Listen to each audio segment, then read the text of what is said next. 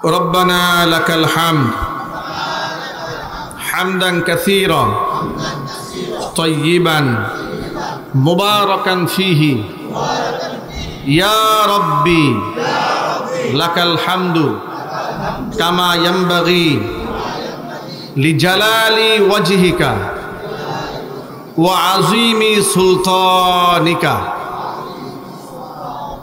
আল্লাহ তাআলা আজকের ইসলামী মহাসম্মেলনকে কবুল করুন।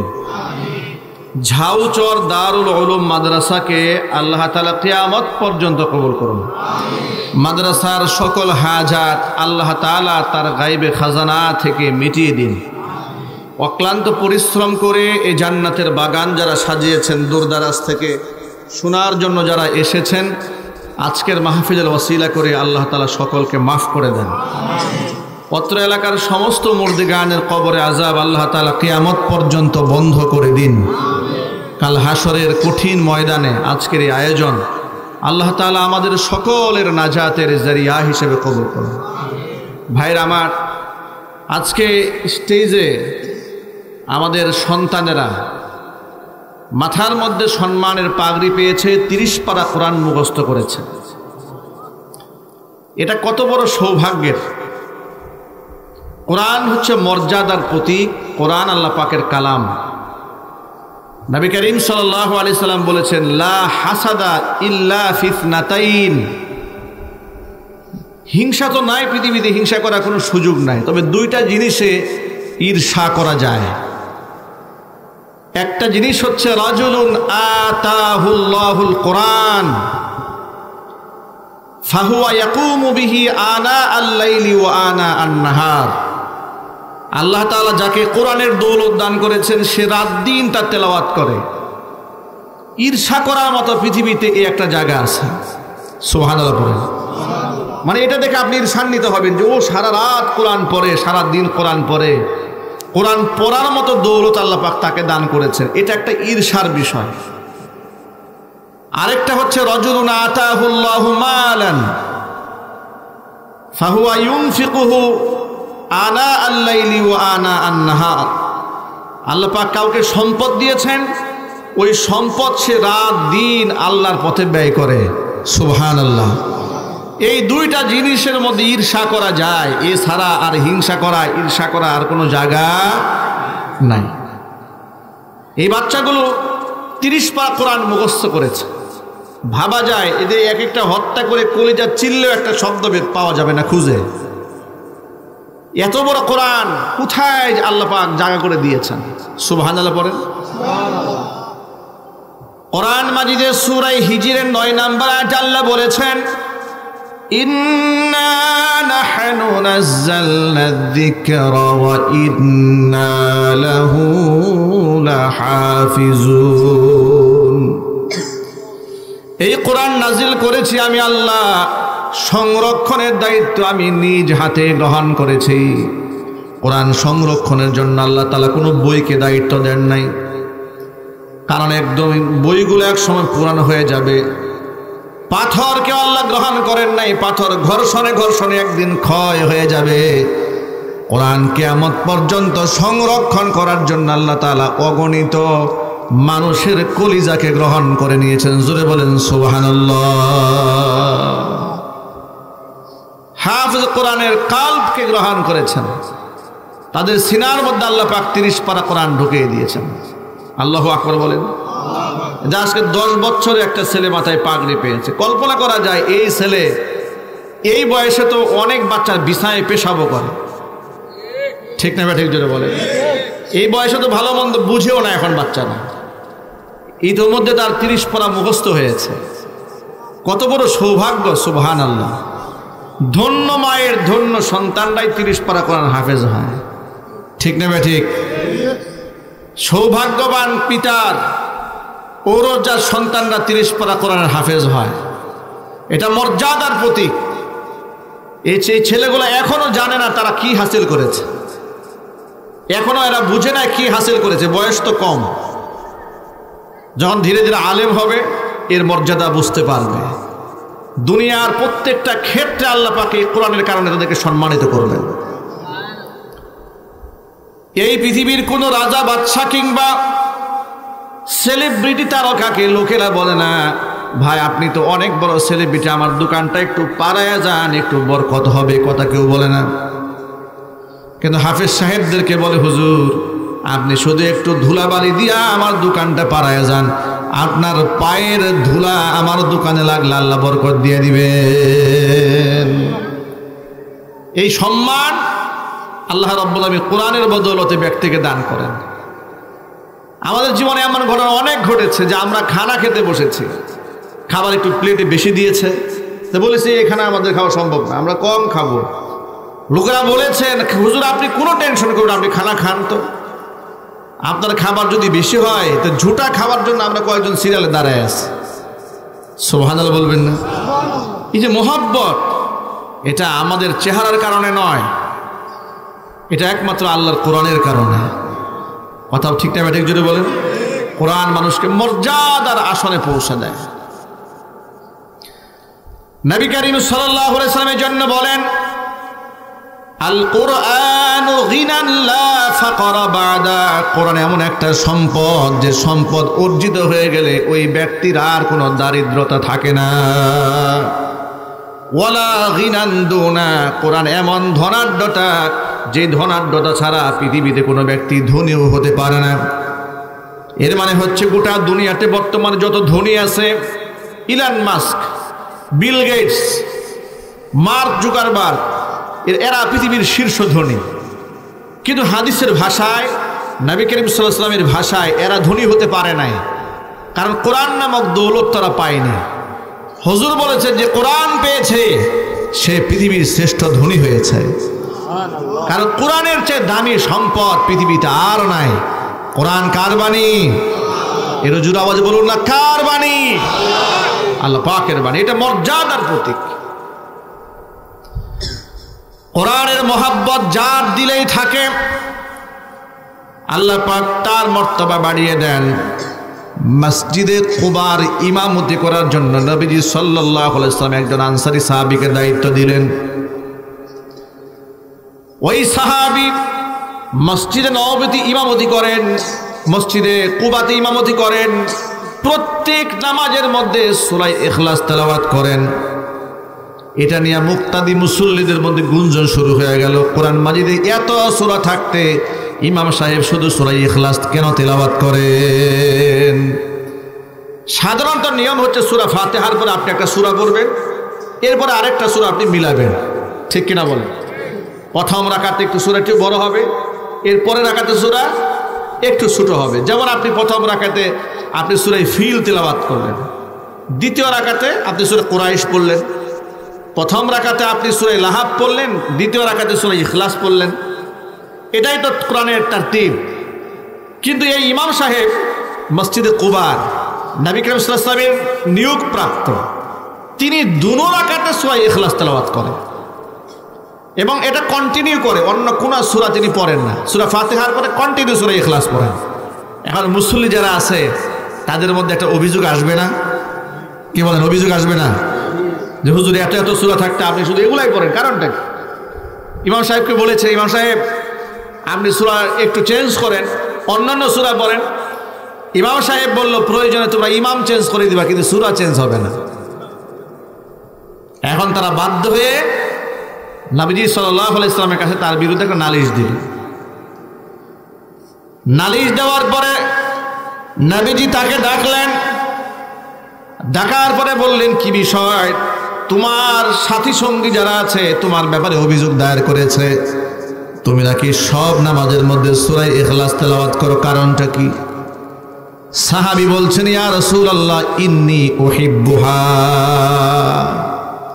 এই সূরাকে আমি বড্ড ভালোবাসি, এই সূরাকে আমি এতটাই ভালোবাসি, আল্লাহ তাআলা এই সূরার মধ্যে তার নিজের পরিচয় দিয়েছেন, তাওহীদের পরিচয় দিয়েছেন। কুল হুয়াল্লাহু আহাদ আল্লাহুস সামাদ লাম ইয়ালিদ ওয়া লাম ইউলাদ ওয়া লাম ইয়াকুল লাহু কুফুয়ান আহাদ। কুল, হে নবী আপনি বলুন, হুয়াল্লাহ, তিনি আল্লাহ, আহাদ, একক, তার কোনো দ্বিতীয় নাই। আল্লাহু সামাদ, তিনি বেনিয়াস, তিনি কারো মুখাপেক্ষী নন। লাম ইয়ালিদ ওয়া লাম ইউলাদ, তিনি কাউকে জন্ম দেননি, কারো কাছ থেকে তিনি জন্মগ্রহণ করেননি। ওয়া লাম ইয়াকুল লাহু কুফুয়ান আহাদ, তার সমতুল্য, তার সমকক্ষ কেউ নাই। এই পরিচয় আল্লাহ তাআলা সূরা ইখলাসের মধ্যে দিয়েছেন ও নবীজি। এই জন্য এই সূরাকে আমি বড্ড ভালোবাসি। আমি প্রত্যেক নামাজের মধ্যে সূরা তেলাওয়াত করতে বড় পছন্দ করি। নবীজি তার কথার জবাবে বললেন, হুব্বুকা ইয়াহা ইউদখিলুকাল জান্নাহ। ও সাহাবীরি, এই একটা সূরাকে তুমি এত ভালোবাসো, এত ভালোবাসো, এই সূরার মোহাব্বত তোমাকে জান্নাত পর্যন্ত পৌঁছে দিবে।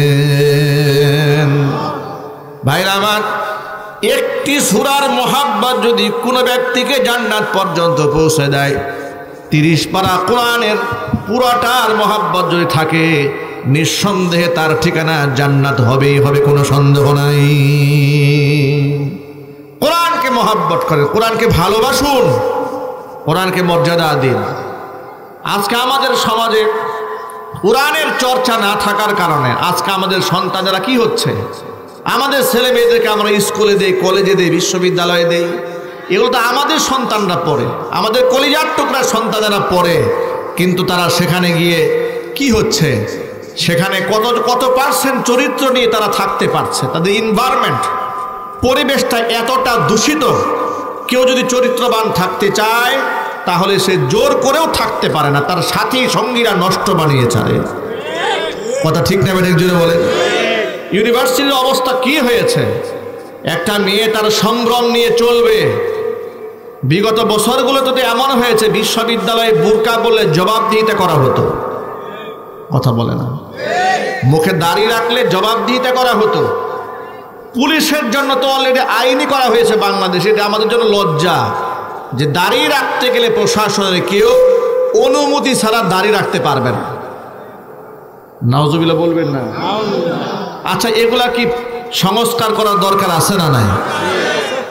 আমার মাথায় ধরে না, একটি মুসলিম দেশে মুখে দাড়ি রাখতে গেলে পারমিশন নিয়ে দাড়ি রাখতে হবে, কি দাড়ি কাটতে গেলে কোনো পারমিশন লাগবে না, রাখতে গেলে পারমিশন লাগবে। ভাইরা আমার, আমরা আমাদের সন্তানদেরকে ভালো রাখতে চাই, ভালো রাখতে পারি না। আমাদের সন্তানদেরকে আখলাক এবং চরিত্রের মধ্যে যদি উঠাতে হয়, আল্লাহর নবীর সুন্নাহ এবং আল্লাহর কোরআনের নূর ছাড়া সন্তানকে কোনোদিন আলোকিত সন্তান বানানো সম্ভব হবে না। এই যে সমাজের মধ্যে কিশোর গ্যাং তৈরি হয়েছে, ঠিক না ভাই? আমি যদি আপনাদেরকে বলি যে একটু আপনারা তল্লাশি চালান তো, এই কিশোর গ্যাংয়ের সদস্য মাদ্রাসার ছাত্র হবেন একটাও? এই কিশোর গ্যাংয়ের সদস্য যারা, এগুলোর মধ্যে মাদ্রাসার ছাত্র আছে একটাও? সবাই জুড়ে বলেন। আপনাদেরকে আরেকটা তথ্য দিই, বিগত স্বৈরাচারের আমলে, স্বৈরাচার শুনতে যে আপনাদের কারো আপত্তি নাই তো? অনেকে একটু কষ্ট পান, অনেকে বলে আমাদের আপাকে হুজুরা বারবার স্বৈরাচার বলে। আরে, উনাকে তো স্বৈরাচার বললে একটু কম হয়। আপনার আপা যা করেছে তাকে স্বৈরাচার বললে অনেক কম হয়। হাজার মানুষকে যে খুন করেছে তাকে শুধু স্বৈরাচার না, তাকে তো ফেরাউনের লেডি ভার্সন বলা যায়, ঠিক না ঠিক? চরম পর্যায়ের ইসলাম বিদ্বেষী, চরম পর্যায়ের আলেম বিদ্বেষী, চরম পর্যায়ের কোরআন বিদ্বেষী, চরম পর্যায়ের মাদ্রাসা এবং মসজিদ বিদ্বেষী। এখন তাদের নাতিপুতিরা বলবে, হুজুর কি যে বলেন, 360টা উপজেলার মধ্যে আমাদের আপা মসজিদ বানাইছেন, আপনি বলেন উনি মসজিদ বিদ্বেষী? হ্যাঁ, উনি মসজিদ বিদ্বেষী। আপনার আপা যখন দেখেছে যে বাংলাদেশের 4 লক্ষ জুমার মিম্বার থেকে খতিব সাহেবরা তার অপকর্মের বিরুদ্ধে কথা বলে, আলেমুল আমাদেরকে কন্ট্রোলে আনার জন্য সে উপজেলাতে মসজিদ বানিয়েছে। যাতে করে তার পক্ষে তাদের লালিত হুজুররা সাফাই গাইতে পারে। ধোঁকা দিয়ে সকলকে বোকা বানানো যাবে না, কথা ঠিক না বেঠিক জোরে বলেন? সেখানে কোনো হকপন্থী আলেমদেরকে ঢুকতে দেয় নাই। সেখানে বসে স্বাধীনভাবে হুজুরা খুতবা দিতে পেরেছে। তাহলে কেমনে তিনি আলেম প্রেমিক হলেন? শুধুমাত্র 2021 সালে 2600 আলেমের নামে মিথ্যা মামলা দিয়েছে। বাংলাদেশ মুসলিম কান্ট্রি, একটি পৃথিবীর দ্বিতীয় বৃহত্তর মুসলিম জনগোষ্ঠীর মাথার তাজ উলামায়ে কেরাম, জাতির চেহারা দেখলে মানুষ নিজেকে ধন্য মনে করে। যে সমস্ত আলেমদের হাত স্পর্শ করতে পারলে লোকেরা সারা জীবন গৌরবের সাথে বলে অমুক হুজুরের সাথে আমি মুসাফা করেছি, সেই সমস্ত আলেমদের হাতের মধ্যে গরুর রশি লাগিয়ে, কোমরের মধ্যে রশি লাগিয়ে, পায়ের মধ্যে লোহার ডান্ডা বেরি পরিয়ে আসমানের নিচে জমিনের উপরে আলেমদের সাথে বিয়াদবির সর্বনিকৃষ্ট উদাহরণ স্বৈরাচারী হাসিনা তৈরি করেছে। আর তাকে স্বৈরাচারী বললে আপনাদের অনেকে কষ্ট লাগে। আবার অপেক্ষা আছে আবার ফিরবে বীরের বেশে, পাগলের সুখ মনে মনে। ঠিক না বেরিয়ে জুড়ে বলেন? পাগলের সুখ মনে মনে। এই পাগলগুলো বুঝে না, 2-4-5 জনের রাস্তাঘাটে মিছিল করে জয় বাংলা। আমার মাথায় ধরে না এগুলো খায় কি? আরে বাবা, আমি তোমার শত্রু না। এই যে তুমি যে জয় বাংলা স্লোগান দিলা 5-7 জনের, তোমার যে বিপদটা হচ্ছে, তোমার বউ আছে, সন্তানাদি আছে, তুমি যাদের সাফাই গাও তাদের এই দেশে আছেটা কি? তারা তো হাজার হাজার লক্ষ লক্ষ কোটি টাকা দেশ থেকে বিদেশে পাচার করে এক একজনের রাজ সিংহাসন নিয়ে বসে আছে। আর তুমি হচ্ছে সেই 2 আনার গোলাম। তোমাকে লাঠিয়াল বাহিনী হিসেবে ব্যবহার করে, তোমাকে টিস্যু হিসেবে ব্যবহার করে, তোমাকে ঢাল হিসেবে ব্যবহার করে ওরা এই পৃথিবীকে ভোগ করতে চায়। তোমার যদি নিজেকে ঢাল হতে মনে চায়, আল্লাহর দ্বীনের জন্য ঢাল হয়ে যাও। মরলে তুমি শহীদ হয়ে যাবে, বাঁচলে তুমি গাজী হয়ে যাবে। ঠিক না বেঠিক জুড়ে বলেন? ইসলামের জন্য খুঁটি হয়ে যাও, আন্দোলন করো, সংগ্রাম করো, যাতে করে আল্লাহর দ্বীন সমাজে কায়েম হয়ে যায়, সমাজে খেলাফত কায়েম হয়ে যায়, সমাজে ইসলাম কায়েম হয়ে যায়, আল্লাহর কোরআনের প্রচার হয়ে যায়, আল্লাহর কোরআন বিজয়ী হয়। সেই চেষ্টা করো। সেটা না করে ওই 2-4-5 জনে মিলে মুখ খুলতেও সাহস পায় না, আবার মাছ লাগায় রাখে। কথা বলে না, মাছ লাগায় রাখে, এবার দৌড়ায় আর লাইভ করে, দৌড়ায় আর লাইভ করে। পাগল! তোমার কে বলেছে এরকম সংগ্রাম করতে? তুমি যাদের জন্য সংগ্রাম করছো তার নাতি পুতি সন্তান আদি সব বিদেশে পাচার করে দিয়েছে। একটু জোরে বলেন ঠিক কিনা? ওরা যদি কোনোদিন ফিরে আসে, তোমার মতো পাতি নেতাকে কেউ চিনবে? জীবনের ঝুঁকি নিছো কার জন্য? খুনির জন্য। জীবনের ঝুঁকি নিবা আল্লাহর কোরআনের জন্য, জীবনের ঝুঁকি নিবে ইসলামের জন্য। যুবকরা রাজি আছেন কিনা? আমি 2 হাত দেখতে চাচ্ছি।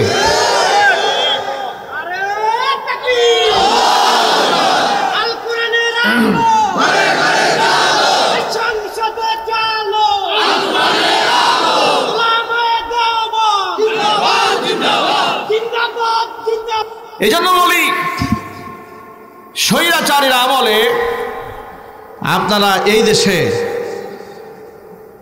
দেশে আমাদের মায়েরা বোনেরা ইউনিভার্সিটিতে স্বাধীনভাবে বোরকা পরে চলতে পারে নাই, জঙ্গি মামলা দেওয়া হয়েছে। এই যে রাষ্ট্র স্বাধীন হওয়ার পরে নরসিংদীর একটা মেয়ে, আমাদের বোন, তাদের বক্তব্য সোশ্যাল মিডিয়াতে ভাইরাল হয়েছে, সাংবাদিকদের সাক্ষাৎকার দিয়েছেন যে আমরা বোরকা পরেছি, আমাদেরকে স্টেশন থেকে ধরে নিয়ে জঙ্গি মামলা দিয়েছে, টর্চার করেছে, মেরেছে, কত অত্যাচার করেছে। অসংখ্য আলেমদের নামে জঙ্গি মামলা দিয়েছে, আমার নামে একাধিক মামলা দিয়েছে। কখনো আমাকে আওয়ামী লীগের আমলে কখনো দিয়েছে বিএনপির আসামি, কখনো দিয়েছে জামাতের মামলার আসামি, কখনো দিয়েছে হেফাজতের মামলার আসামি। যখন যেখানে সুযোগ পেয়েছে মামলা দিয়ে আসামি বানাই দিয়েছে। 2018 সালে স্টেজ থেকে ধরে নিয়ে মামলার এজাহারে লিখেছে, কোথায় গুপ্ত মিটিং থেকে ধরেছে, আমার পকেটে 16টা ককটেল বোমা পাওয়া গেছে। আলেমদেরকে ওরা কত ভালোবাসে, বুঝতে পারছেন তো, কত মোহাব্বত।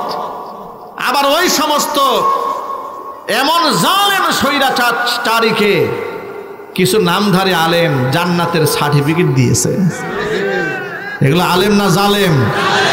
চিল্লাই বলেন। জালেম গুলো একবার দিয়েছে কওমি জননী উপাধি এক জালেম, ঠিক কিনা? আর এক জালেম বলেছে আপনি জান্নাতি রমণী, পা চাটার তো সীমা থাকা উচিত। এজন্য আমি প্রতিবাদ করে তখনই বলেছিলাম, ওই আমলেই, হাসিনার আমলেই বলেছিলাম যে কতজন আলেমকে খুন করলে জান্নাতি হওয়া যায় এর একটা তালিকা তৈরি করা দরকার। শাপলা চত্বরে শত শত মাদ্রাসা ছাত্রকে তারা গুম করেছে, খুন করেছে, আহত করেছে, রক্তাক্ত করেছে, কথা বলতে হবে, ঠিক কিনা বলেন? আবার 2018 সালে নির্বাচনের আগে দিয়ে আবার সনদ দেয়, কওমি মাদ্রাসা দাওরায়ে হাদিসের সনদের স্বীকৃতি দেয়। নির্বাচন সামনে, হুজুর দেখটোকে কাছে আনতে হবে, মনে করে এই ভণ্ডামি আমরা বুঝি না। কি বলেন? এই ভণ্ডামি জাতি বুঝে না? জাতি বুঝে। যার ধরুন জুলাই আগস্টের বিপ্লবে শুধু স্কুল কলেজ ইউনিভার্সিটি আমাদের সন্তানরা জীবন দেয় নাই, মাদ্রাসার অসংখ্য ছাত্ররা, আপনারা দেখেছেন এই সাইদাবাদে মাদ্রাসার ছাত্ররা এই স্বৈরাচারীকে কিভাবে ডিফেন্স করেছে। অসংখ্য আলেম ওলামা, শতের উপরে মাদ্রাসা ছাত্র শহীদ হয়েছে। অথচ এই জুলাই সনদ সরকার তৈরি করলো কয়েকদিন আগে, সেখানে আল্লাহর নামটা পর্যন্ত লেখার সময় তারা পায় নাই। এর চেয়ে অকৃতজ্ঞ নাফরমান জাতি আর কি হতে পারে? আমরা ডক্টর মোহাম্মদ ইউনূসকে বলবো, পৃথিবীর কোন নাস্তিক আর বেঈমানদের সাহায্যে আমরা দেশ স্বাধীন করে নাই। স্বৈরাচার মুক্ত করেছেন স্বয়ং আল্লাহ তাআলা আপন সাহায্যের মাধ্যমে, কথা বলতে হবে, ঠিক না ঠিক? সে আল্লাহর নাম অবশ্যই জুলাই সনদে লিখতে হবে। যদি লেখা না হয় তাহলে কঠিন আন্দোলন করে তুলতে হবে, মুসলমান বলতে হবে, ঠিক কিনা বলে? আল্লাহর নাম লেখার সময় পায় না তাদের। সব জায়গায় ধান্দাবাজি করে, সব জায়গায় শয়তানি করে, ইসলাম বিদ্বেষী কর্মকাণ্ড সব জায়গায় করতে চায়। মূল কথায় ফিরে আসি ভাইয়েরা আমার। যে কথা বোঝাতে চেয়েছিলাম সেটা হলো, স্বৈরাচারের আমলে আমাদের বোনেরা বিশ্ববিদ্যালয়ে স্বাধীনভাবে বোরকা পড়তে পারে নাই, আমাদের ছেলেরা মুখের মধ্যে স্বাধীনভাবে দাড়িও রাখতে পারে নাই। যদি টাকনুর উপরে প্যান্ট পরেছে বিশ্ববিদ্যালয়ে, বলে কি জঙ্গি করে, এ জঙ্গি সদস্য, ঠিক না ব্যাটিক যদি বলেন? এইভাবে তাদেরকে কষ্ট দেওয়া হয়েছে, এইভাবে ইসলামকে দমানোর চেষ্টা করা হয়েছে। কে দমানো যাবে না। আগামীর বাংলাদেশ ইসলামের বাংলাদেশ হবে ইনশাআল্লাহ। ইনশাআল্লাহ একটু জোরে বলেন না ভাই। আপনারা চান না মন থেকে? কোরআন দিয়ে দেশ, সমাজ, রাষ্ট্র পরিচালিত হোক। কারা কারা চান? আবার দুহাত দেখতে চান। আল্লাহকে দেখায় দেন।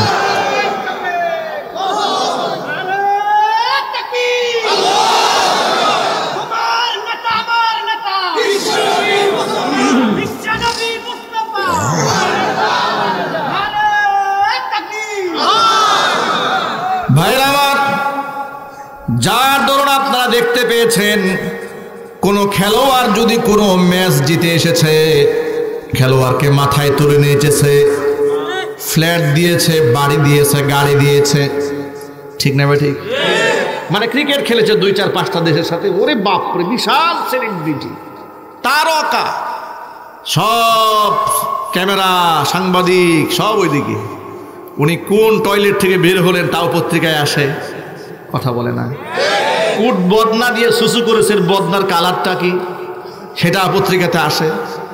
কিন্তু পক্ষান্তরে বাংলাদেশের সোনার টুকরা ছেলেরা আন্তর্জাতিক কোরআন প্রতিযোগিতায় 100-র উপরে রাষ্ট্রের ছাত্রদের সাথে কম্পিটিশন করে 1 নাম্বার হয়ে যাচ্ছে। তাদের কোনো গাড়ি বহর নাই, রাষ্ট্রীয় কোনো সংবর্ধনা নাই, তাদের জন্য কোনো ফ্ল্যাট বরাদ্দ নাই, কোনো গাড়ি বরাদ্দ নাই, কোনো সম্মাননা কিচ্ছু নাই। এইভাবে ইসলামকে দমিয়ে রাখার জন্য চেষ্টা করা হয়েছে, ঠিক না ঠিক? মাঝখানে দেখলাম একবার কিছু প্রণোদনা দেওয়া হয়েছে, আপনারা শুনলে অবাক হবেন। প্রাইম মিনিস্টারের হাতে আন্তর্জাতিক পুরস্কার প্রাপ্ত ছেলেকে 2 লাখ টাকার একটা ক্রেজ দেওয়া হয়েছে। আমি 2 লাখ টাকা আমি ওই বিবেচনা করি না, যে দেশে একটা ক্রিকেট ম্যাচ খেললে যাকে রাষ্ট্রীয়ভাবে ফ্ল্যাট দেওয়া হয়, গাড়ি দেওয়া হয়, প্লট দেওয়া হয়, সেখানে বিশ্ব প্রতিযোগিতায় কোরআন প্রতিযোগিতায় 1 নাম্বার হলো, সে পায় 2 লাখ টাকা। আমাদেরকে ধান্দা করেন আমাদের সাথে, ভণ্ডামি করেন মুসলমানদের সাথে, মুসলমানদের ট্যাক্সের টাকায় গাড়িতে চলেন, অথচ মুসলমানদের ট্যাক্সের টাকায় আলেমদের সম্মান দিতে পারেন না। এর মানেটা কি? এর দ্বারা স্পষ্ট প্রমাণ হয় তারা কাফের বেঈমানদের মনোরঞ্জন করার চেষ্টা করে। ঠিক না ঠিক জোরে বলেন? ভাইরা আমার, ওরা মাদ্রাসাকে কন্ট্রোল করতে চেয়েছে। সংসদে দাঁড়িয়ে প্রায় সময় বলেছে মাদ্রাসা যেখানে সেখানে মাদ্রাসা হয়েছে, ওরা বলেছে ব্যাঙের ছাতার মতো করে উঠেছে। আরো জোরে বলেন। আবার কখনো কখনো বলেছে মাদ্রাসা জঙ্গি তৈরির কারখানা।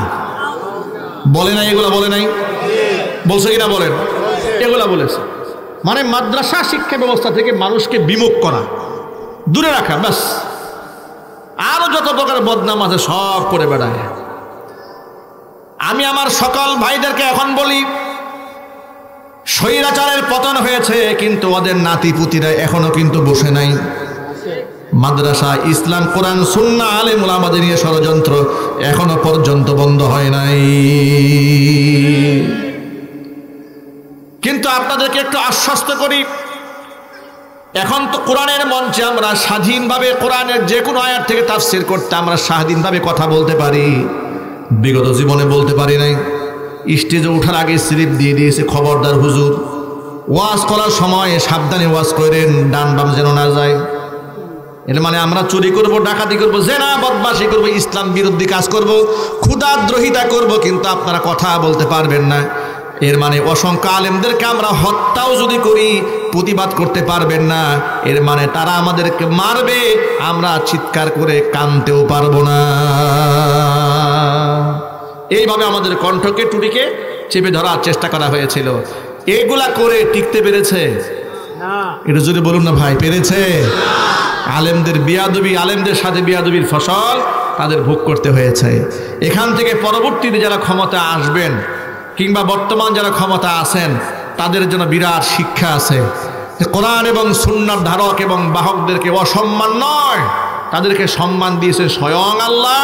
তাদের আমাদের ইজ্জত দেওয়া দরকার, সম্মান দেওয়া দরকার। ঠিক না ঠিক? আমি আরেকটা পরামর্শ দেই, যে আমাদের দেশের টকশো অনুষ্ঠানে দেখবেন বিভিন্ন ইউনিভার্সিটির বড় বড় বুদ্ধিজীবীদেরকে দাওয়াত দেওয়া হয়। ঠিক কিনা বলেন? বুদ্ধিজীবীদের বিভিন্ন বিষয়ে পরামর্শ নেওয়া হয়। আমি বলবো যে এই সমস্ত বুদ্ধিজীবীদের চ্যাপ্টারটা কিছুদিনের জন্য ক্লোজ করে বাংলাদেশে যত বড় বড় কওমি মাদ্রাসা আছে, মাদ্রাসার প্রিন্সিপালদেরকে বুদ্ধিজীবীদের সম্মান দিয়ে তাদেরকে টকশোতে এনে তাদের কাছ থেকে পরামর্শ নেন। ফায়দা কি হবে? ছোট্ট একটা এক্সাম্পল দিই। আমাদের দেশে মাদক সমস্যা বড় সমস্যা। ঠিক না ঠিক? এই মাদক সমস্যা নিয়ে সব সরকার বড় বড় স্লোগান দেয় কিন্তু দূর করতে পারে না। 2018 সালে যেখানে মাদক সেবীদের সংখ্যা বাংলাদেশ ছিল ডিএনসির রিপোর্ট অনুযায়ী 33 লাখ, সেটা 2025 সালে এসে জরিপে এসছে 83 লক্ষ মানুষ বাংলাদেশে মাদকের সাথে সংশ্লিষ্ট। নাউজুবিল্লাহ পড়েন। এর মানে দিন দিন মাদক সেবীদের সংখ্যা বেড়েই চলছে। এখন আমি তাদেরকে ফর্মুলা শিখাই দিই, শোনেন। ফর্মুলা যদি জানতে চান মাদক মুক্ত সমাজ কি করে গড়বেন, বুদ্ধিজীবীদের কাছ থেকে পরামর্শ নিলে হবে না, পরামর্শ নিতে হবে বাংলাদেশের হক্কানি আলেমদের কাছ থেকে। আলেমদের তত্ত্বাবধানে যে সমস্ত প্রতিষ্ঠানগুলো চলে, মসজিদ, মাদ্রাসা, খানকা, লক্ষ লক্ষ ছাত্র ছাত্রীর মধ্যে সংশ্লিষ্ট আছে। আল্লাহর কসম করে বলি, লক্ষ লক্ষ ছাত্র ছাত্রীদের মধ্যে একজন মাদকের সাথে সংশ্লিষ্ট পাওয়া যাবে না। তারা কিভাবে তাদের এই প্রতিষ্ঠানগুলোকে পরিচালনা করলেন? এক একটা মাদ্রাসা, দারুল উলুম মঈনুল ইসলাম হাটাজারি চট্টগ্রাম, বিশাল মাদ্রাসা। ঢাকা শহরের ফরিদাবাদ মাদ্রাসা, আলজাবাদ মাদ্রাসা, জামিয়া রহমানিয়া আরাবিয়া মাদ্রাসা, জামিয়াতুল উলুম আল ইসলামিয়া মাদ্রাসা, বিশাল বড় মাদ্রাসা, পটিয়া মাদ্রাসা, দেওভোগ মাদ্রাসা নারায়ণগঞ্জের। এই যে এত বড় বড় মাদ্রাসা, হাজার হাজার ছাত্র, একটা ছাত্র, আপনি মদ, গাঁজা, আফিম, হেরোইন তো বহুত দূরের কথা, একটা বিড়ি পর্যন্ত জীবনে হাতে স্পর্শ করেছে আপনি খুঁজে পাবেন না। সুবহানাল্লাহ বলবেন না ভাই? আল্লাহু আকবার বলেন। যে এই মাদ্রাসার বয়স কত হয়েছে? 42 বছর। আজকে কতজন পাগড়ি পেল? আজকে পাগড়ি পেয়েছে কতজন? 15 জন। এই যে 42 বছর এই প্রতিষ্ঠান পরিচালিত হয়েছে, আপনারা তো তার সাক্ষী। আপনারাই বলেন এই 42 বছরে কয়টা গাঁজাখোর বের হয়েছে এখান থেকে? কয়টা মাস্তান বের হয়েছে? কয়টা মাদক সেবী বের হয়েছে? কয়টা খুনি বের হয়েছে? বরং অসংখ্য শত শত আল্লাহর ওলি বের হয়েছে। কথা ঠিক নেবে? ঠিক জোরে বলেন। আমার বন্ধুগণ, এজন্য বলি কোরআন হচ্ছে সেই সম্পদের নাম যে সম্পদ অর্জিত হয়ে গেলে মানুষ শুধু পরকালে সম্মানিত হবে তা নয়, দুনিয়াতেও সে পবিত্র হয়ে যাবে।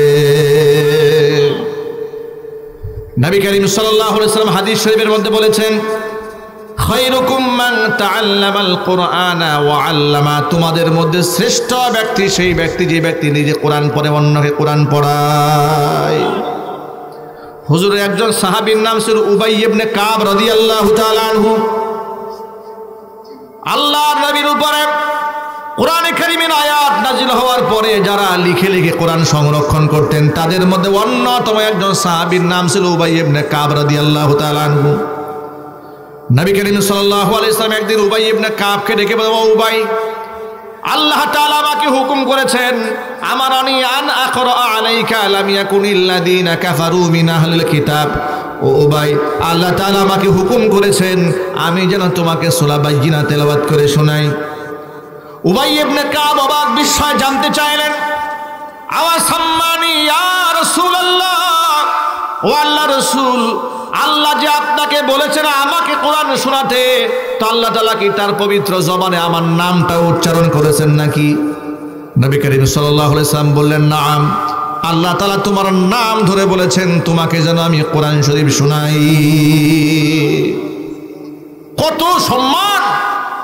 শুধুমাত্র কোরআনময় জীবন গড়েছে আল্লাহ পাক, তার ইজ্জত বাড়িয়ে দিয়েছেন, স্বয়ং আল্লাহ তার নাম উচ্চারণ করেছেন। চিৎকার দিয়ে এখন আল্লাহু আকবার। ভাইরা আমার, আপনারা আমার প্রশ্নের জবাব দিয়ে বলেন, যে সমস্ত ব্যক্তিরা দ্বীনের জন্য শহীদ হয়ে যায় তাদের কি আর কোনো গুনাহ থাকে? শহীদ যারা হয় কিয়ামতের দিন তাদের কোনো হিসাব হবে না, বিনা হিসেবে হাসতে হাসতে আল্লাহ পাকের জান্নাতের মেহমান হয়ে যাবে। শহীদদেরকে আল্লাহ তাআলা মৃত বলতে নিষেধ করেছেন।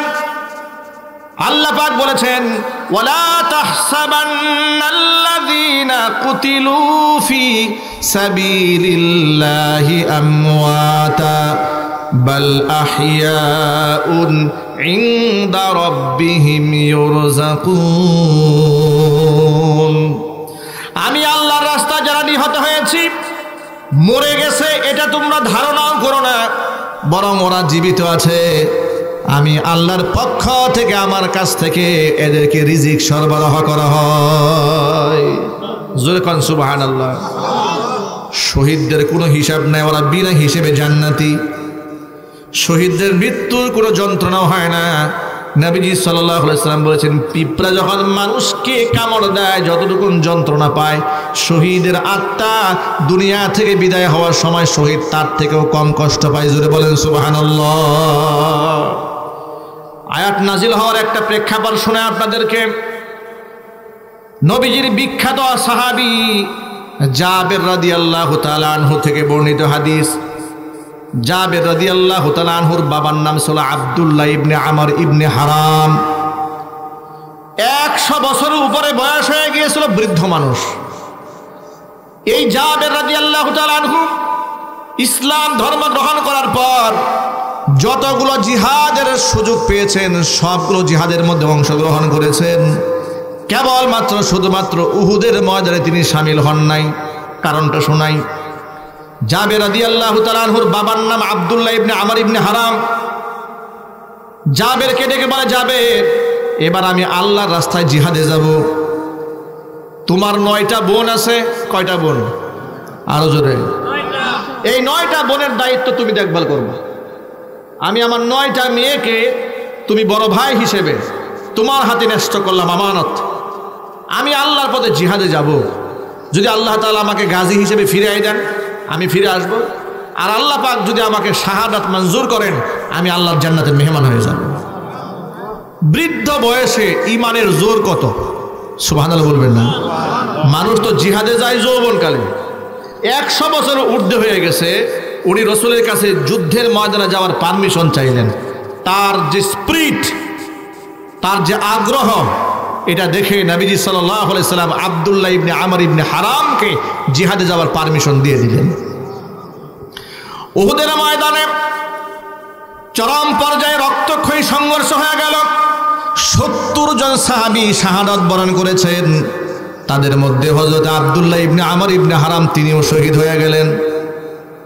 নবীজি সাল্লাল্লাহু আলাইহি ওয়াসাল্লাম যখন মদিনায় ফিরে এলেন, এসে দেখেন জাবেরের মন বড় ভার হয়ে আছে। বাবা দুনিয়া থেকে চলে গেছেন, হযরত জাবেরের মনে সামান্য কষ্ট থাকবে, এটাই স্বাভাবিক। এমন না যে বুড়া মানুষ মরে গেছে, কি বুড়া মানুষ মরলে মনে কষ্ট লাগে না? কি বলেন? নাকি শুধু জোয়ানদের জন্য কষ্ট লাগে?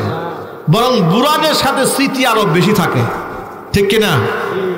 তো জাবেরের মন খারাপ, নবীজি সাল্লাল্লাহু আলাইহি ওয়াসাল্লাম বুঝতে পেরেছেন যে জাবেরের মনটা খারাপ।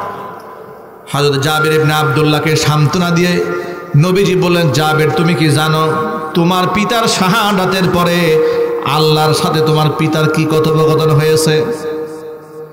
হযরত জাবের জবাব দিয়ে বলছেন, আল্লাহু ওয়া রাসূলুহু আ'লাম। ও আল্লাহর নবী, আমার পিতা আব্দুল্লাহ ইবনে আমর ইবনে হারামের সাথে আল্লাহ পাকের কি কথোপকথন হয়েছে এটা আল্লাহ এবং তার রাসূলই ভালো জানেন, আমি তো বলতে পারবো না। হুজুর বলেন, শোনো, তোমার পিতা আব্দুল্লাহ ইবনে আমর ইবনে হারামকে আল্লাহ ডেকে বলেছেন, আব্দুল্লাহ রে, তুমি আমার কাছে যা চাবে তোমাকে তাই দেওয়া হবে। তোমার পিতা আল্লাহকে দেখে বলেন, রব্বুল আলামিন, চাওয়ার যেহেতু সুযোগ করে দিয়েছো তেমন কিছুই চায় না। শহীদদের যে এত সম্মান আর এত মর্যাদা বুঝতে পারি নাই, আরেকটা বার তুমি দুনিয়াতে পাঠায় দাও। কাফেরদের বিরুদ্ধে লড়াই করে শহীদ হয়ে আবার তোমার কাছে ফিরে আসতে চাই। আল্লাহ পাক তখন বলেন, আব্দুল্লাহ রে, এই দুনিয়া থেকে সাধারণ মৃত্যুর মাধ্যমে কিংবা শহীদ হওয়ার মাধ্যমে যে কেউ একবার ফিরে আসবে আমার কাছে, দুনিয়াতে আমি আর তাকে ফিরাই দেব না, এটা আমার চূড়ান্ত ফয়সালা। তুমি অন্য কিছু চাও? তখন আব্দুল্লাহ ইবনে আমর ইবনে হারাম আল্লাহকে ডেকে বললেন, রব্বুল আলামিন, তাহলে অন্তত পক্ষে দুনিয়াবাসীকে তুমি জানিয়ে দাও, দুনিয়াবাসীকে তুমি জানিয়ে দাও শহীদ হওয়ার কারণে তুমি আমাদেরকে কত সম্মানিত করেছো। এর প্রেক্ষিতে আল্লাহ তাআলা এই সূরা আলে ইমরানে দুটো আয়াত নাযিল করলেন। আল্লাহ পাক বললেন, ওয়ালা তাহসাবান্নাল্লাযীনা কুতিলু ফি সাবিলিল্লাহি আমওয়াতা, আমি আল্লাহর রাস্তায় যারা নিহত হয়েছে তারা মরে গেছে এই কথা তোমরা ধারণা করো না। বাল আহিয়াউন, তারা জীবিত আছে। ইনদা রাব্বিহিম ইরযাকুন, তাদের রব আমি আল্লাহর কাছে ওদেরকে রিজিক সরবরাহ করা হয়। ফারিহিনা বিমা আতাহুমুল্লাহু মিন ফাদলি ওয়া ইস্তাবশিরুনা বিল্লাযীনা লাম ইয়ালহাকু বিহিম মিন খালফিহিম আল্লা খাউফুন আলাইহিম ওয়া লা হুম ইয়াহজানুন। এদেরকে আমি আল্লাহ যে নিয়ামত দিয়েছি, নিয়ামত নিয়ে এরা বড্ড খুশি। এরা সুসংবাদ দিচ্ছে ওই সমস্ত ব্যক্তিদেরকে এই কথা বলে যে তাদের কোনো ভয় নাই, তাদের কোনো দুঃখ নাই। জোরে বলেন সুবহানাল্লাহ। ভাইরা আমার, এই হাদিস থেকে আয়াত থেকে কি বুঝতে পারলেন? যারা শহীদ হয়ে যায় তাদের কোনো ভয় আছে? আরো জোরে বলেন, তাদের কোনো চিন্তা আছে? এই যে শহীদ যারা হলো উহুদের ময়দানে 70 জন সাহাবীকে কবরে মাদফন করা হবে। যারা হজে গিয়েছেন, উমরায় গিয়েছেন, শুহাদায়ে উহুদের ময়দানে যে শহীদদেরকে কবর দেওয়া হয়েছে তাদের কবরটা আলাদা করে একটা বাউন্ডারি করা আছে, ঠিক না ভাইরা আমার? এই যে শহীদ 70 জন শহীদের জন্য নবীজি সাল্লাল্লাহু আলাইহি ওয়াসাল্লাম 35টা কবর খনন করতে বললেন। কয়টা? এক একটা কবরের মধ্যে 2 জন করে শহীদকে মাদফন করা হবে।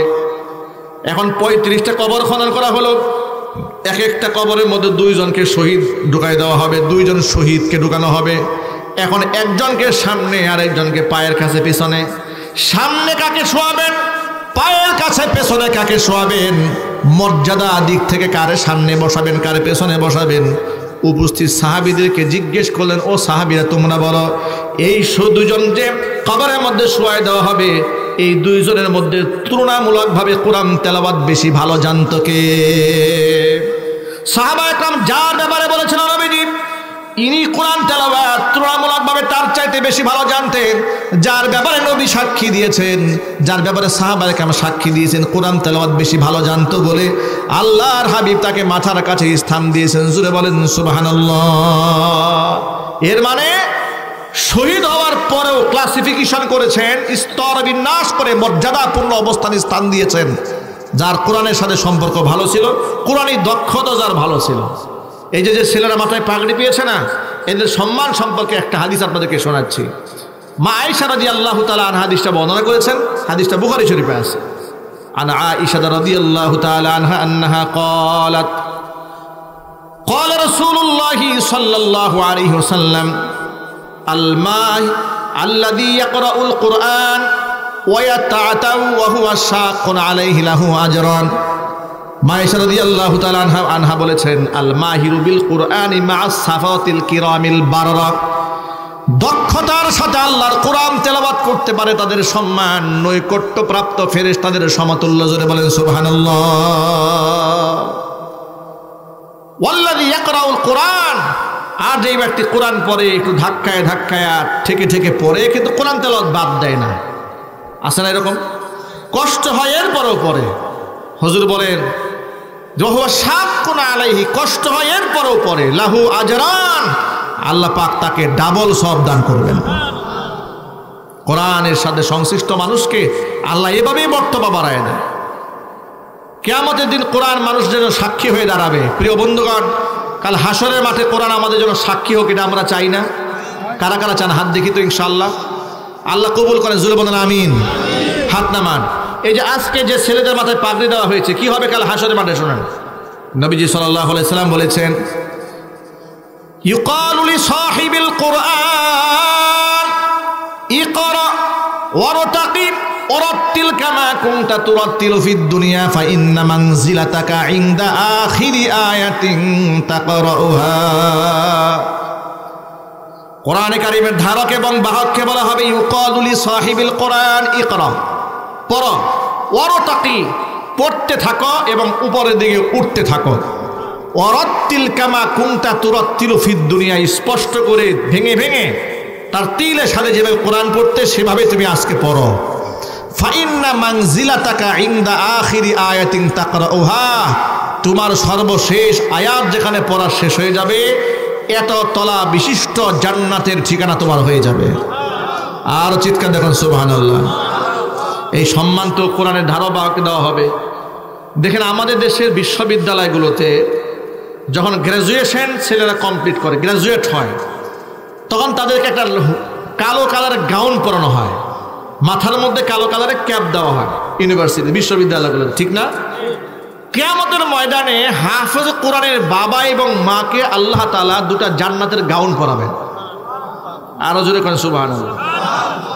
জান্নাতি গাউনটা কেমন হবে? হাদিস শরীফের মধ্যে নবীজি সাল্লাল্লাহু আলাইহি ওয়াসাল্লাম বলেছেন যে এদেরকে এমন দুটা বেহেশতের পোশাক পরানো হবে, এরা নিজেরা বিস্ময়ে ওয়ায়ুকসা হুল্লাতাইন, এই পোশাক পরাবার পরে তারা নিজেদেরকে এত প্রাউড ফিল করবে, এত গর্বিত অনুভব করবে, তারা আল্লাহকে বলবে বিমা কাসাইতানা, আল্লাহ এমন কি আমল করেছিলাম দুনিয়াতে, তুমি এত দামের পোশাক আমাদেরকে পরিয়ে দিয়েছ। আর সেই গাউন দুনিয়ার সাধারণ কাপড়ের গাউন নয়। রাসূল পাক সাল্লাল্লাহু আলাইহি ওয়াসাল্লাম বলেছেন, লা তাকুমু লাহুমাদ দুনিয়া, পৃথিবী বিক্রি করলেও তার মূল্য দেওয়া সম্ভব হবে না। তারা প্রশ্ন করবে বিমা কাসাইতানা, আয় আল্লাহ এমন কোন আমল করেছিলাম যে আমাদেরকে এত সম্মানের পোশাক আমাদের তুমি পরিয়ে দিয়েছো। ফায়ুকালু লাহুমা, আল্লাহর পক্ষ থেকে জবাবে বলা হবে বি আখদি ওয়ালাদিকুমাল কোরআন, তোমাদের সন্তানরা কোরআন পড়েছিল বলে, হ্যাঁ নিজের সন্তানদের কোরআন পড়িয়েছিলে, ওই সম্মানে এই সম্মানিত পোশাক তোমাদেরকে পরিয়ে দেওয়া হবে। আচ্ছা, পরকালে আল্লাহর সামনে আমাদেরকে দাঁড়াতে হবে, এটা আমরা বিশ্বাস করি না, কি বলেন? কম সন্দেহ আছে? মনে প্রাণে বিশ্বাস আছে বলেই তো ওয়াজে আসছি নাকি? এগুলা বিশ্বাস না থাকলে ওয়াজও করতাম না, ওয়াজ শুনতামও না, ঠিক না? ঠিক যদি বলেন, এই উদ্দেশ্যই তো দান করি, মাদ্রাসায় মসজিদে দান করি, এতিমখানায় দান করি, দরিদ্রদেরকে সাহায্য করি, মানুষ মারা গেলে আল্লাহর কাছে দোয়া করি, নিজেরাও মাপ চাই আল্লাহর কাছে, কারণ বিশ্বাস আছে অন্তরে অবশ্যই রবের সামনে একদিন আমাদেরকে দাঁড়াতে হবে। আমি এই কথার মাধ্যমে আমি এই মেসেজটা শুধু আপনাদেরকে দিতে চাই যে কোরআন এটা একটা মর্যাদার প্রতীক, এটা সম্মানের প্রতীক। এই সম্মান যেমন থাকবে দুনিয়াতে, সম্মান থাকবে আখিরাতে, সম্মান থাকবে কবরে। কোরআন মাজিদ সম্পর্কে নবী করিম সাল্লাল্লাহু আলাইহি সাল্লাম বলেছেন যে মানুষ যখন কবরস্থানে যায় মুর্দা হয়ে, তিনটা জিনিস কবর পর্যন্ত যায়, দুইটা জিনিস ব্যাক করে, একটা জিনিস তার সাথে কবরে ঢোকে। আত্মীয় স্বজন যায় ব্যাক করে ফিরে আসে, সম্পদ যায় ব্যাক করে ফিরে আসে, শুধুমাত্র আমল নামাটা কবরে তার সাথী হয়ে যায়। এর মধ্যে বিশেষ করে কোরআন সম্পর্কে নবী করিম সাল্লাল্লাহু আলাইহি সাল্লাম বলেছেন, বিশেষ করে সূরাতুল মুলক সম্পর্কে রাসূল বলেছেন এই সূরার একটা নাম হচ্ছে মুনজিয়া, মানে রক্ষাকারী। আল্লাহ নবী বলেন যে ব্যক্তি প্রত্যেক রাতি একবার করে সূরা মুলক তেলাওয়াত করবে, তাবারাকাল্লাযী বিয়াদিহিল মুলকু ওয়া হুয়া আলা কুল্লি শাইইন কাদির। এই সূরাটি প্রত্যেক রাতি একবার যে ব্যক্তি তেলাওয়াত করবে, ব্যক্তিকে কবরের মধ্যে যখন মাদফুন করা হবে, এই সূরা একটা পাখির সূরত ধারণ করে তার বুকের মধ্যে গিয়ে বসবে। দুটা ডানা মেলে কবরের মাটিকে চাপ দিয়ে ধরে রাখবার, তাকে পাখনার নিচে আগলায় ধরে রাখবে। তাফসীরে কিতাবের মধ্যে এসেছি, ফেরেশতা যখন প্রশ্ন করতে আসবে, মার রব্বুকা ওয়া মান নাবিয়্যুকা ওয়া মা দীনুকা, তোমার রবকে, তোমার নবীকে, তোমার দিন কি, প্রশ্ন যখন করতে আসবে এই সূরাটি তখন বলবে একটু আস্তে আস্তে আওয়াজ করো, এর সকল প্রশ্নের জবাব আমি সব দিয়ে দিচ্ছি। জোরে বলেন সুবহানাল্লাহ। সূরার মহব্বত রাখেন, আমরা প্রতিদিন এই সূরাটা তিলাওয়াত করব, বলেন ইনশাআল্লাহ। সাথে সাথে কোরআনে কারীমের তেলাওয়াতের আমল করব। প্রত্যেক দিন একবার তেলাওয়াত করেন, সূরাতুল বাকারা তেলাওয়াত করেন, না পারেন সূরা বাকারার শেষের 3টা আয়াত অন্তত তেলাওয়াত করেন। নবীজি সাল্লাল্লাহু আলাইহি ওয়াসাল্লাম বলেছেন যে ঘরের মধ্যে সূরা বাকারা তেলাওয়াত হয়, ওই গোটা ঘরটাকে শয়তানের ওয়াসওয়াসা থেকে আল্লাহ মুক্ত করে দেয়। এটা আল্লাহর জিম্মাদারি হয়ে যায় ওই ঘরটাকে রক্ষা করা। আমাদের ঘরের মধ্যে সারাদিন গান চলে, বাজনা চলে, সিনেমা চলে, নাটক চলে, কোরআন তেলাওয়াত নাই। এই জন্য কোনো ঘরে এখন শান্তি নাই। আগে এক সময় আমাদের ছোটবেলায় দেখেছি 90-এর দশকে যে মানুষ খুব একটা খেতে পারতো না, গ্রামগঞ্জে খেটে খাওয়া মানুষ খুব পরিশ্রম করত, কিন্তু সংসারের মধ্যে দিন শেষে স্বামী, স্ত্রী, ছেলে, সন্তানদের নিয়ে একটা সুখ, একটা সমৃদ্ধি ছিল, একটা মহাব্বত ছিল, বড়দের প্রতি শ্রদ্ধাবোধ ছিল। মুরব্বী দাদা ছিল বাড়িতে, একা পুরা বাড়িটা কন্ট্রোল করতো। একটা ধমক দিলে একেবারে পুত্র বড়ু থেকে শুরু করে নাতিপুতি সব চুপ হয়ে যেত। ঠিক না বেটা জুড়ে বলেন? আর এখন অবস্থা এই হয়েছে, দাদার কোনো বেল নাই। কথা বলে না কেন? কথা ঠিক না বেটা জুড়ে বলেন? কোনো রহমত নাই, স্বামীর কোনো মর্যাদা নাই। স্বামী বউকে ধমক দিবে, যদি মনে করেন 10 ডিগ্রি সেলসিয়াস তাপমাত্রা নিয়ে স্বামী বউরে ধমক দিছে, উনি 120 ডিগ্রি সেলসিয়াস তাপমাত্রা দিয়ে তা ফেরত দেবে। এই তো হয়েছে, রহমত সব শেষ হয়ে গেছে, সংসার থেকে বরকত নষ্ট হয়ে গেছে। এই জন্য বর্তমানে যেমন ডিভোর্সের সংখ্যা বেড়েছে, তালাকের সংখ্যা বেড়েছে। ডিভোর্স এবং তালাক কোনো কোনো ক্ষেত্রে আল্লাহ মাফ করেন, কিছু কিছু মেয়েরা এটাকে ব্যবসা বাণিজ্য বানিয়ে ফেলেছে। বিবাহ করার সময় 10 লক্ষ টাকা মহারণা ধার্য করে 1 মাসের মাথায় ডিভোর্স নিয়ে নেয়। ঠিক না বেঠিক যদি বলেন? এরকম ধান্দাবাজ মহিলাও সমাজে আছে না নাই? সাবধান যুবকেরা, সাবধান, প্রতারক চক্র ঘুরে বেড়াচ্ছে। সংক্ষিপ্ত পরিসরে আমার যুবক ভাইদেরকে একটু সতর্ক করে বলে দেই, প্রিয় যুবক ভাইরা, আমাদের পার্শ্ববর্তী দেশ ভারতের কুখ্যাত সন্ত্রাসী হিন্দু জনগোষ্ঠী, উগ্র হিন্দুত্ববাদী RSS, বিজেপি, তারা বাংলাদেশটাকে হিন্দুত্ববাদী রাষ্ট্র বানাবার জন্য তাদের হাজারো পরিকল্পনা হাতে নিয়েছে। কোনো পরিকল্পনা প্রকাশ্যে, কখনো গোপনে। তাদের দলে কেউ কেউ অখণ্ড ভারত বানাবার জন্য প্রকাশ্যে ঘোষণা করে। ঠিক না ঠিক জুড়ে বলেন? শ্যামলী পরিবহনের মালিক, তার একটা বক্তব্য অলরেডি সোশ্যাল মিডিয়াতে ভাইরাল আছে। সে বলেছে অখণ্ড ভারত বানাবার আগ পর্যন্ত সে এই দেশের মাটি ছাড়বে না। নাউজুবিল্লাহ পড়েন। এর মানে হচ্ছে তারা কেউ কেউ, এই যে গোবিন্দ প্রামাণিক, হিন্দু বৌদ্ধ খ্রিস্টান পরিষদের সভাপতি মনে হয় না, হিন্দু মহাজোটের সভাপতি, তার একটা বক্তব্য আছে অখণ্ড ভারতের পক্ষে। এর মানে হচ্ছে ওদের অসংখ্য এজেন্ডা বাংলাদেশে আছে। এর মধ্যে আরেকটা বড় এজেন্ডা বাস্তবায়ন করার জন্য আমাদের দেশের মা বোনদের দিকে ওরা পরিকল্পিত হাত বাড়াচ্ছে। ওরা লাভ ট্যাপ, এর মানে হচ্ছে আমাদের মেয়েদেরকে সুকৌশলে ভালোবাসার জালে ফেলে, ভালোবাসার বন্ধনে ফেলে নিজের পরিচয় গোপন করে মুসলিম পরিচয় প্রেম করবে। মেয়েটা তার উপর দুর্বল হওয়ার পরে এক পর্যায়ে পরিচয় দেবে, নাউজুবিল্লাহ, আরো অ্যাডভান্স হয়ে লিভ টুগেদার করবে, শারীরিক সম্পর্ক করে অবৈধ হিন্দু মুশরিকের অবৈধ হারামজাদা সন্তান মুসলমান মেয়ের গর্ভে ঢুকাই দেবে। এগুলো আমাদের পরিকল্পনা। নাউজুবিল্লাহ বলবেন না? আর চিল্লা এখন নাউজুবিল্লাহ। এই জন্য এই আওয়াজ যাচ্ছে বাহিরে। যে সমস্ত এলাকার গার্মেন্টস শ্রমিক থাকে ওই সমস্ত এলাকায় ওদের নজর বেশি। আপনার মেয়ে কোথায় যাচ্ছে, কার সাথে যাচ্ছে, এগুলো আপনি খেয়াল রাখবেন। আপনার বোন, এগুলো আপনার কাছে আমানত। এদের ব্যাপারে যখন বেখেয়াল হন, আপনি হাজী সাহেব হলে কিয়ামতের দিন মুক্তি পাবেন না। নিজের স্ত্রী সন্তানদের প্রতি আমাদের দায়িত্বশীল হতে হবে, বলেন ইনশাআল্লাহ। যুবক ভাইদেরকে বল, যুবক ভাইরা, আমাদের একটা স্বতন্ত্র জীবন ব্যবস্থা আল্লাহ পাক দিয়েছেন। পৃথিবীর শ্রেষ্ঠ জীবন ব্যবস্থার নাম ইসলাম, ঠিক কিনা বলেন? আমরা কেন আরেকজনের কাছে ধার করতে যাব? সাবধান হয়ে যান মায়েরা, বোনেরা। আল্লাহ নবী বলেছেন, মান তাশাব্বাহা বিকওমিন ফাহুয়া মিনহুম। এই পৃথিবীতে যে যার সাদৃশ্য অবলম্বন করবে সে তাদের দলভুক্ত বলে গণ্য হবে। যদি আপনি কাফের মুশরিকদের সাদৃশ্য অবলম্বন করেন তাদের দলের সদস্য হয়ে যাবেন আপনি। আল্লাহ নবীর সুন্নাহকে যদি আপনি মান্য করেন, নবী করিম সাল্লাল্লাহু আলাইহি ওয়াসাল্লামের খাঁটি উম্মত হিসেবে যদি মঞ্জুর হয়ে যান, কিয়ামতের দিন নবীর শাফাআতে আল্লাহ জান্নাত দিয়ে দিবেন। আমাদেরকে আল্লাহ তাআলা সতর্ক হওয়ার তৌফিক দান করেন। এই জন্য সকল ভাইদেরকে বলি, কোরআনময় জীবন গড়েন। বাচ্চাদেরকে কোরআন শেখান, ঘরের মধ্যে কোরআন তেলাওয়াত শেখান, স্ত্রীদেরকে কোরআন পড়ান, বউকে দামি মোবাইল কিনে না দিয়ে কোরআন শরীফ কিনে দেন, তাফসিরের কিতাব কিনে দেন, কিছু হাদিসের কিতাব কিনে দেন, নিজেও মাঝে মাঝে পড়েন। ভালো ভালো জ্ঞান গর্ব আলোচনা যে সমস্ত আলোচকরা করেন, ইলম এবং আমলের সমন্বয় যে সমস্ত বক্তার মধ্যে পাওয়া যায় তাদের ওয়াজ শোনান, আমলের মধ্যে পরিবর্তন আসবে। ঠিক না? ঠিক জুড়ে বলেন।